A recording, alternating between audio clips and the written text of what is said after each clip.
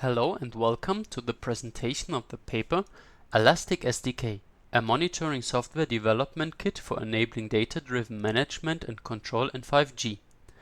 My name is Robert Schmidt and I present you the work that resulted from the contribution of Eurocom in France, the University of Indonesia and the National Taiwan University of Science and Technology.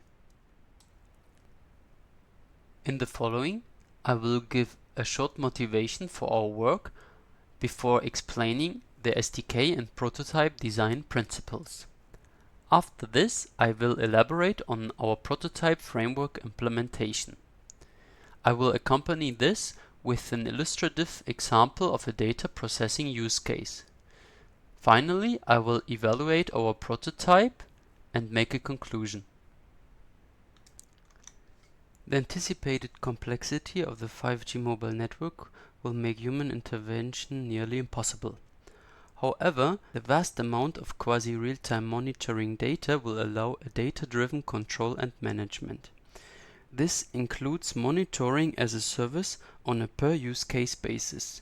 In this case, the different domains of the network, such as the radio access network, the core network, and the transport network, need to be tailored for these different use cases.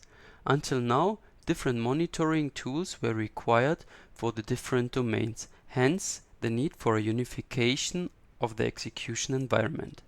Finally, the use of slicing, that is multiple logical network on top of a physical network, further increases the complexity and can lead to issues for the monitoring, for example, policy contradictions of various stakeholders. There are a number of existing works for monitoring framework, for example machine learning based works or works that build knowledge-defined networks. However, we feel that those works only partially address the challenges of 5G. Therefore, we sense a need for a properly defined software development kit. Such an SDK should handle a number of challenges. First, it should handle a seamless data flow. That means the vast amount of data should be able to be processed at the very short timescales at which 5G operates. Furthermore, this also requires a very high recording frequency. In order to keep the amount of data low, monitoring data granularity should be configurable. Finally, the monitoring framework should also be able to exchange raw and structured data between the various stakeholders. Furthermore, it should have an appropriate monitoring API. This means abstraction layers that abstract the technical details of the monitoring away. Furthermore, it should allow filtering and aggregation of data, and access limitation policies should be enforced to prevent damage of data or the network. Further, different stakeholder interests and costs should be considered in the design. In fact, the cost can be very high, and despite the conflicting interests, shareholders might still be wanting to share monitoring data in favor of a mutually beneficial data-driven control and management. Therefore, the SDK should allow to flexibly share costs and the responsibility of the monitoring. Finally, the monitoring framework should scale with respect to the high data volumes that are generated and the high interaction frequency. We envision the architecture of the SDK as follows. First, a producer in the control plane constantly pushes data to a data store. This data store in turn might be composed of multiple data store nodes. Interested consumers, such as control applications that wish to consume the data and potentially produce new one, first pass by a filtering module in the ElasticSDK. In this filtering module, they can filter data, select data, and aggregate results, for example, per user, per slice, per cell, and so on. Also, the filter module allows to perform basic create, read, update, and delete operations on the data store. Consuming applications retrieve data by a publish-subscribe modules. Therefore, before retrieving data, the applications have to first register on a channel. Then the data store informs applications via watches and database triggers via these pub submodule. Furthermore, applications also might publish on their own channels to which other applications can subscribe. It is therefore possible to build parallel or serial chains of applications where one application first consumes data, produces new one, pushing it back to the data store, and then releasing a message such that other control applications can use this data in turn. Note how this allows that the data store is completely transparent to the control applications. In fact, since control applications only interact with the data store via the filter and pub submodule, the data store might be completely replaced and the ElasticSDK remain responsible for the conversation of client requests to the underlying monitoring modules. We implemented a prototype called the ElasticSDK. Our prototype is based on the Elasticsearch text search engine, which is a distributed data store with horizontal scaling. Furthermore, we use the FlexRun controller running on top of an open air interface infrastructure. Our prototype already exhibits the most important features. A dedicated lightweight application within the FlexRun controller serves as a basic producer for data. It continuously pushes data in configurable intervals to Elasticsearch. We note that this application can be configured on the northbound interface of the controller and can push data to potentially any data store that supports HTTP. The prototype already supports per UE and per slice aggregation through the FlexRun producers. Through the use of Elasticsearch, multiple data stores are easily implemented. A number of plugins for Elasticsearch allow a couple of advanced features.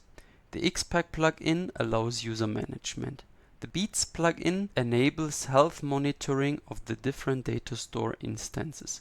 Finally, the Logstash plugin is used for logging data store cluster events and for enabling the pub sub functionality. Finally, a number of sample monitoring apps come for testing purposes such as for aggregation, filtering, selection, and so on.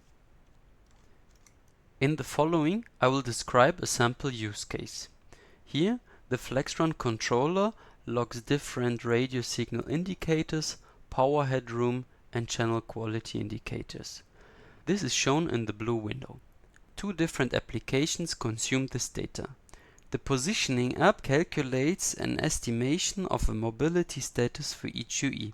At the same time, the crowd application estimates the position of the different UEs. Both applications then feed their data back into the data store. This is shown in the yellow window. Now, the tracking application can compute different motion statistics for UEs and over the time. This will result in very structured data as shown in the red window. Finally, the handover app might be fed from this data to decide on whether and when a handover might be necessary. This could be done in order to improve quality of service of different UEs, to improve cell load in the network, and so on.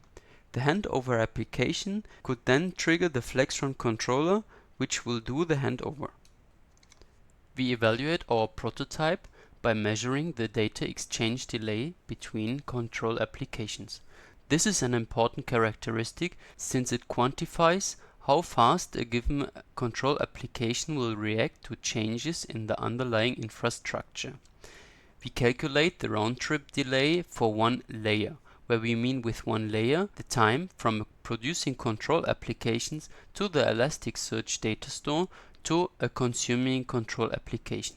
In this particular example, we use the time from the producing FlexRun controller to the Elasticsearch instance to the control application. We measure the delay for this one layer for different payload sizes. For a given payload size, we perform a number of measurements, then form the distribution and show for each payload size the distribution in the form of a box plot. For one UE, the average FlexRun measurement is 1500 bytes large. We can thus see that for one UE, the time from the FlexRun controller to the consuming application will be around 20 milliseconds. For increasing payload sizes, the delay and the variability will be increasing. We can thus conclude that for roughly 30 UEs, which is around 50,000 bytes, we will have a delay of 50 milliseconds. We can thus see that there will be an increasing time offset for consuming applications with the increasing amount of gathered data or payload sizes and per layer. It is thus important that control applications maintain small payload sizes when writing back to the data store, and that chains of applications should be kept to a bare minimum. To conclude, we can summarize the work as follows. We have presented a design of a monitoring system that enables the development of technology-agnostic control and management logics.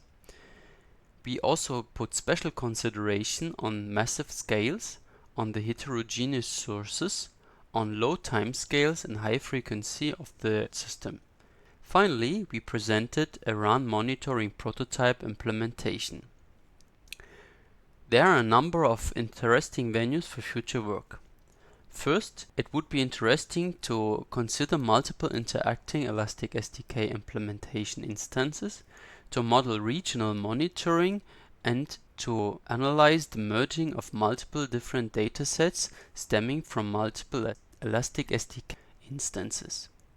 Additionally, as we have seen in the previous slide, it would be interesting to lower the delay between processing apps in order to allow a faster reaction to changes in the underlying infrastructure.